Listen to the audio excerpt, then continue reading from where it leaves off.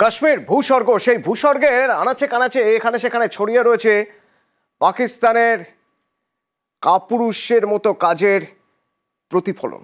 বিভিন্ন জায়গায় তাদের যে মিসাইল যেগুলো কাজ করেনি, ইনঅ্যাক্টিভ করে দেওয়া হয়েছে আকাশে, সেই মিসাইলগুলো যখন বিভিন্ন জায়গায় পড়ে রয়েছে, যেমন রাজৌরির ছবি দেখছেন, সেই সব পাকশেল বোমা সেগুলো খুঁজে খুঁজে সেগুলো নিষ্ক্রিয় করা হচ্ছে।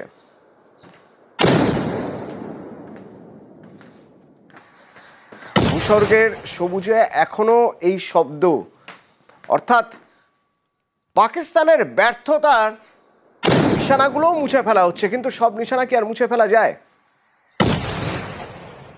সব নিশানা মুছে ফেলা যায় না। অনেক কষ্ট করে বানানো বাড়ি ঘর, সেই বাড়ি ঘর যখন গুঁড়িয়ে যায় পাকিস্তানি গোলার আঘাতে, তখন সে ক্ষত, সে দাগ থেকে যায় সারা জীবন। দেখুন কি অবস্থা।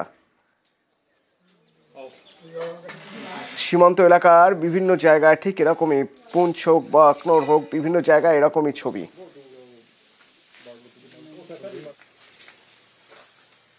पहले भी लेकिन शेलिंग होती रही, हमने घर कभी नहीं छोड़ा अभी तक। ये फर्स्ट बार इस बार हुआ कि जो हम घर छोड़ के गए हैं कि अगर नहीं जाते तो जितने बंदे अगर अगर घर में होते तो सभी के सभी डेड हो जाने थे। चलो मकान तो नुकसान हुआ ही है, चलो इतनी अपनी नौकरी का 17 साल का जो हमने पैसा पूरा लगाया मकान पे, तो वो पूरा तो वेस्ट तो हो गया। चलो ये है कि चलो इंसान की जिंदगी रहेगी तो सब कुछ इंसान कर सकता है।